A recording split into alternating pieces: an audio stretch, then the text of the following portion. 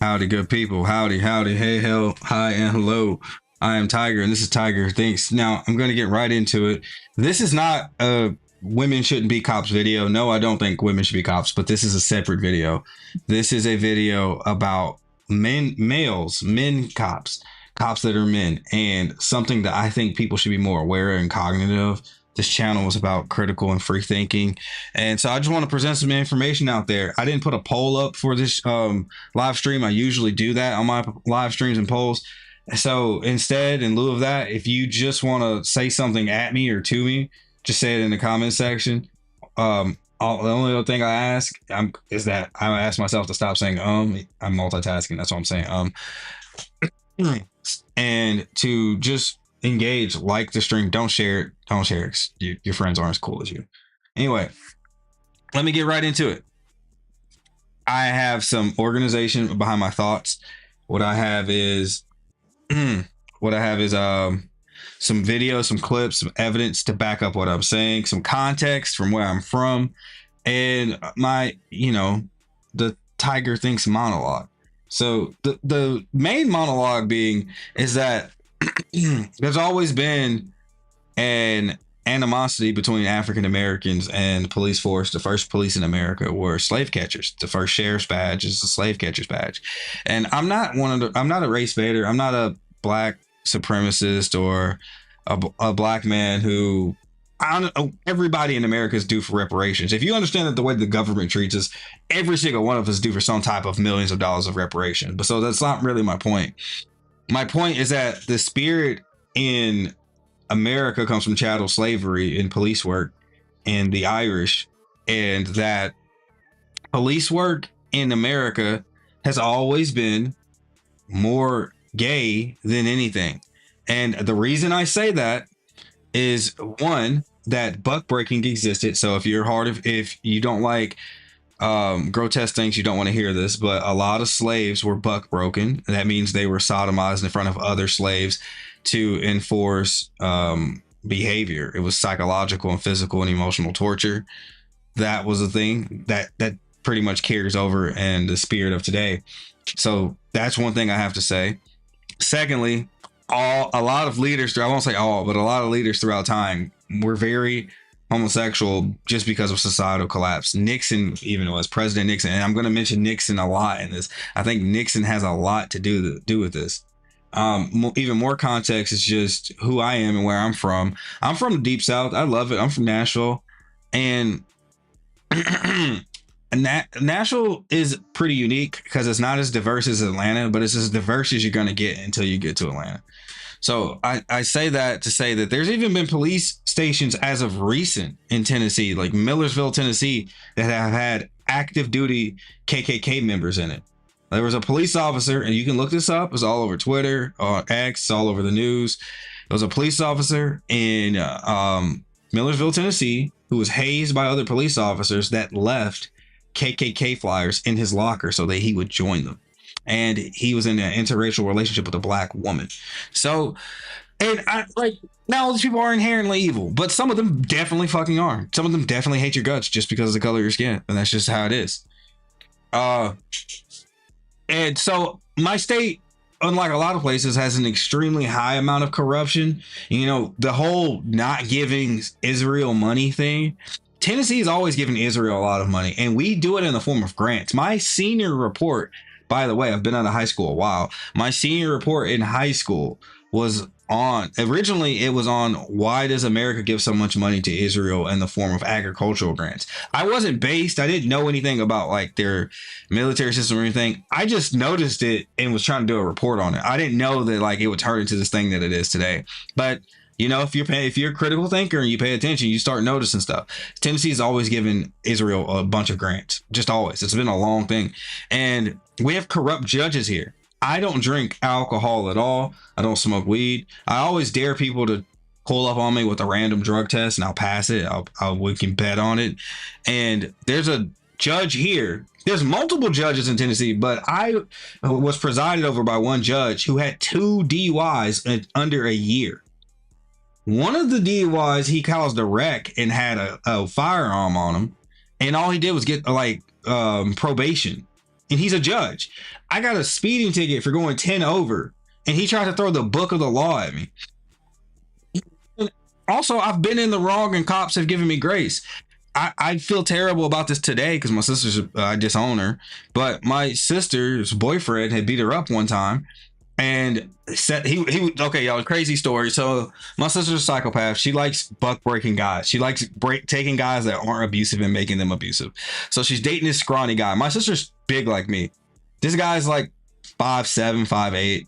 I'm over 6 foot, over 200 pounds. And my sister is too.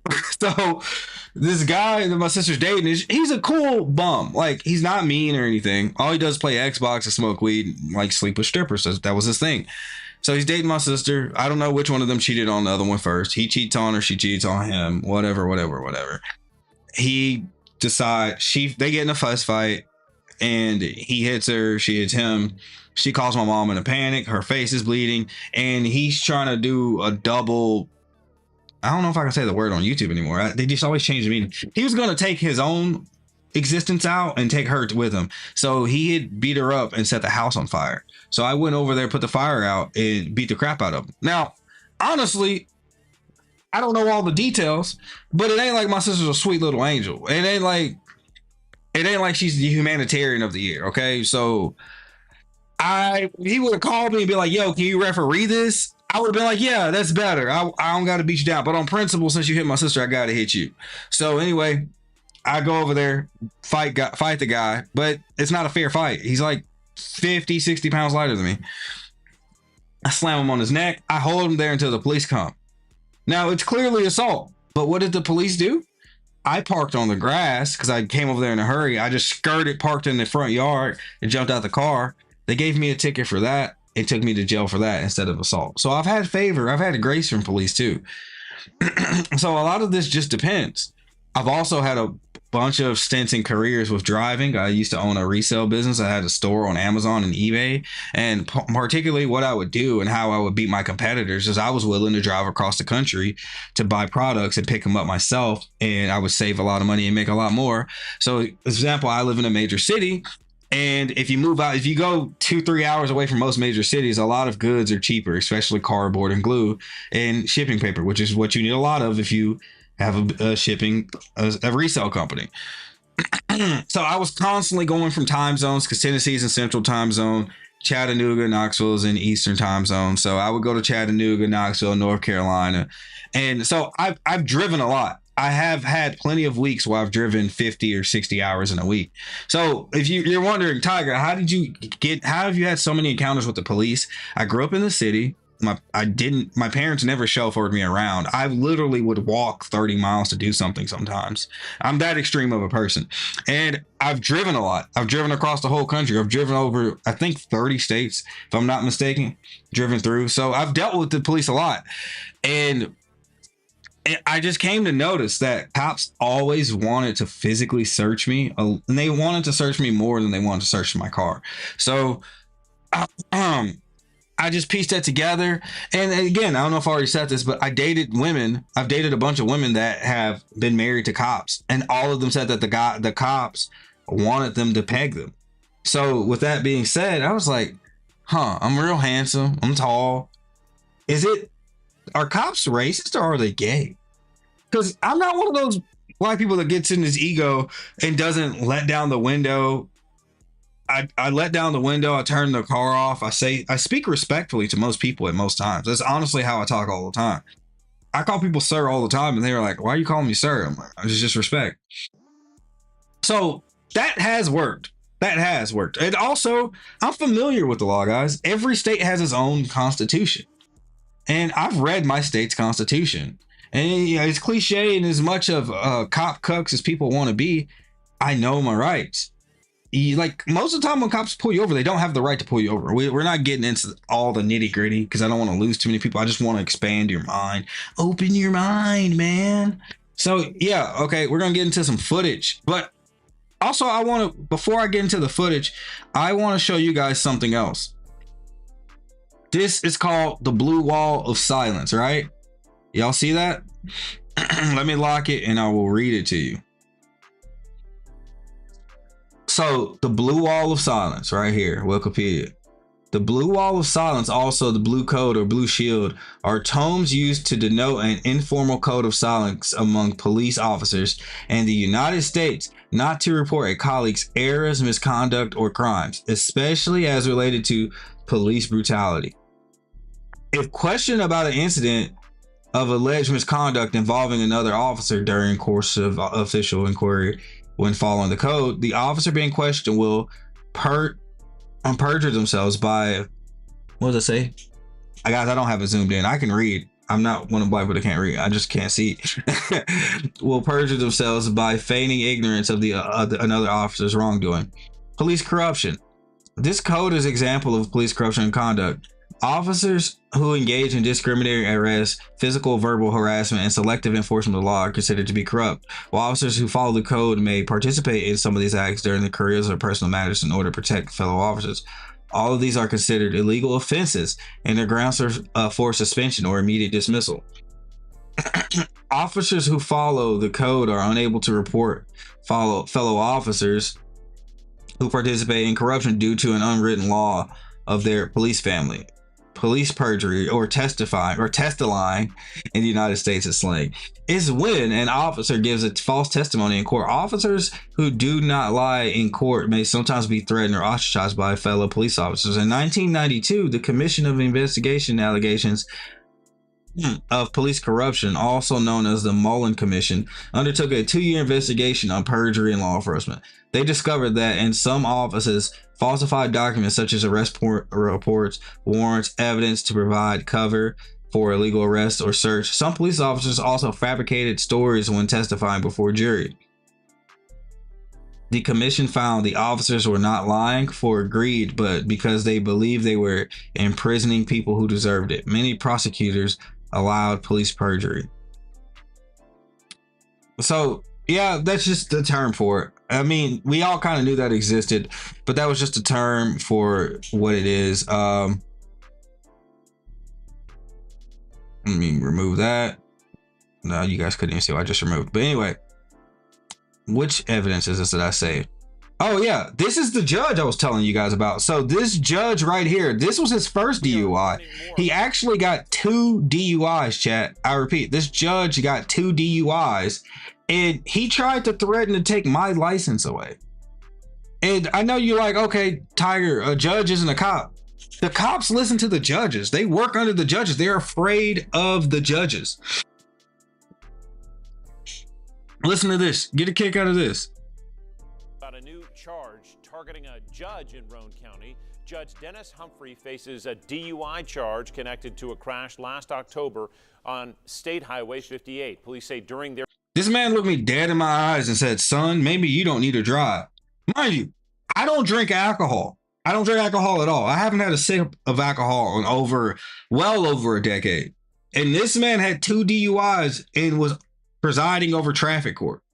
Their investigation, the judge was slurring his words, yelling, "Love you guys," and declaring himself a pillar of the community.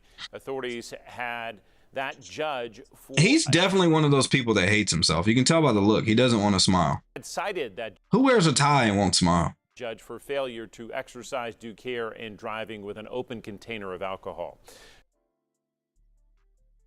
I got more videos for you guys to validate my points. Let me pull them up. Oh yeah, this movie, art reflects life. The trailer for this movie is about a gay cop, which I thought was funny. I'm just sharing this because it's funny, because I didn't know it existed, but I was researching for this video and wanted to have stuff to show y'all. My life. And they made a movie about it. So that means it's a common thing, right? Right? How do you do it? Do what? Live this life. One learns to live as one can. Robbie Rogers, who's another producer on the movie, gave me this book to read, and I just was captivated. I kind of feel like the book found me at a time that I was very much struggling with my own sexuality and deciding if I was going to come out and what kind of changes I was going to make in my life to make that possible. What I wanted to convey about the 3 people in that relationship was how difficult it was for all of them. It was heartfelt, emotional, surprising. So in the movie, the chick is the beard, but the guy is actually pretty much bisexual and struggles with his homosexuality. So he's dating men. He marries his wife, but he actually has a long-term gay lover, and he's a cop. I love the two which alludes to my theory. I know it's a movie, but yeah, dude, you guys, I'm just saying, don't go around thinking. I just go around thinking this guy is more likely gay than racist. Or he is more gay than racist, I should say. Periods in the dual narrative. I obviously loved that it was a gay love story, but really a triangle. All love stories are tragic, aren't they? I hope not. Very much about each person's perspective, and it just leapt off the page. At that time, it was not She's pretty. socially accepted to have this kind of human emotional experience. In the 1950s in Brighton, homosexuality was still illegal. Like, how do Man, a nun would have whooped them upside the head. you ever go about living or understanding yourself Why is Emma such a common name amongst Brits? if you're not allowed to be that way? As a gay man myself, I was really moved by this story. You can't help before you come on that set but ask yourself, like, this could have been my life.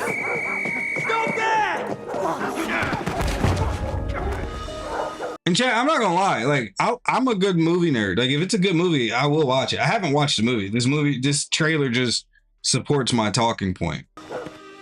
There was something so beautiful and simple and timely and yet timeless about the book. And so we set about trying to adapt it into a film. And sort of at the top of our writer's list was... Oh, I forgot the most major point ever. Cops are very likely to abuse their spouse. That's a huge stereotype amongst the cops. And I think it's because of what I'm saying. So I pieced it together from traveling, from always getting searched, whether I'm going through an airport or dealing with cops in traffic. They always wanted to touch me, and they've touched my junk a lot, chat. Like, I understand searching someone thoroughly, but searching someone 7 or 8 times, I'm like, that's the average. When I get searched, they want to search my privates multiple times, which inclines me to think there's something's like this is up.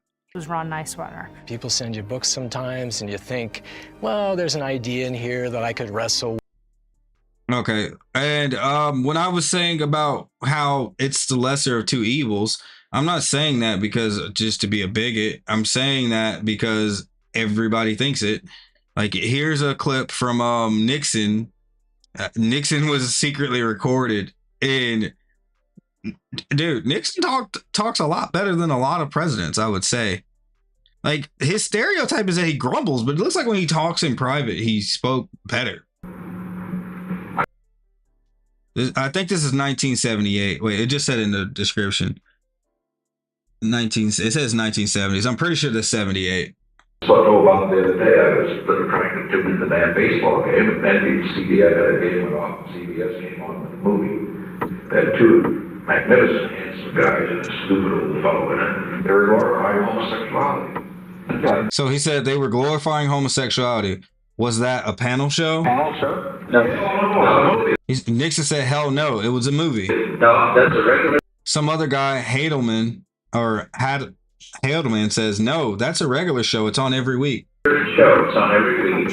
And usually it's just set in the guy's home. And it's usually just that guy who's a hard hat. That's right. He's a hard hat. And he always just looks like a slob. But like and then he has this hippie son-in-law. And usually the general trend of it is to downgrade him and upgrade him. He's not like the square hard hat out to be bad. What's it called? I've never seen it. The guy's name. And that's real family entertainment, isn't it? The point that I make is that, goddamn, I do not think that you glorify on public television homosexuality. You ever see what happened? You know what happened to the Greeks? Homosexuality destroyed it. Sure, Aristotle was a homo. We all know that. But with Socrates, he never had the influence that television had. The last 6 Roman emperors were fags. You see, homosexuality, immorality in general, these are the enemies of strong societies. That's why the communists and the left-wingers are pushing each other. They're trying to destroy us.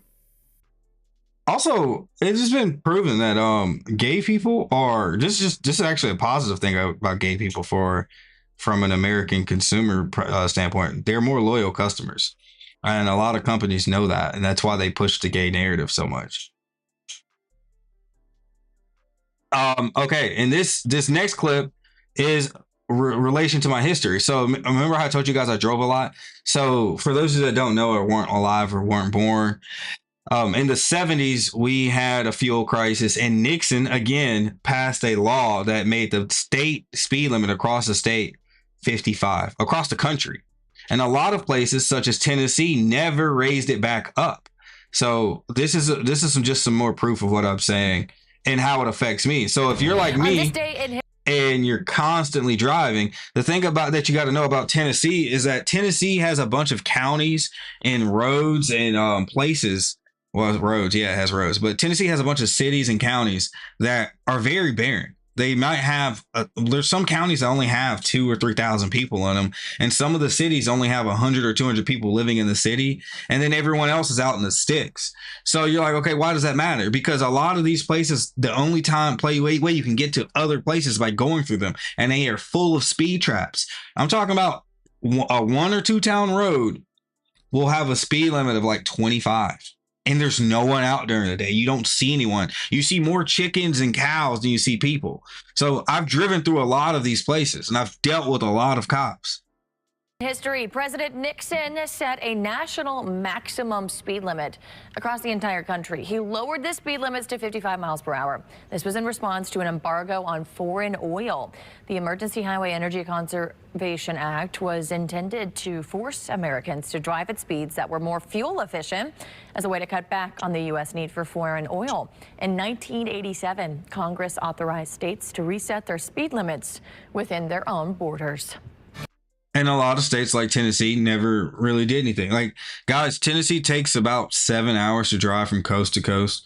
It realistically could be done in about 4.5. All right, so we did that. We did the blue wall. And we saw the video thing. Okay, yeah, I covered all my talking points, chat. I just wanted to share that with you. That's one of my hot takes. That's one of my beliefs. Being an upstanding, upright, chill, casual, respectful citizen sometimes isn't enough. I think a lot of these cops like men. They want to date men. They want to have sex with men. They want to touch men. And so when they encounter men that they find attractive, which tends to be black men, a lot of the times they will enact force that's like foreplay for them and then cover it up by letting you assume that they're racist. That's been my experience. And a lot of cops are known for like being on Grindr, which is a gay dating app.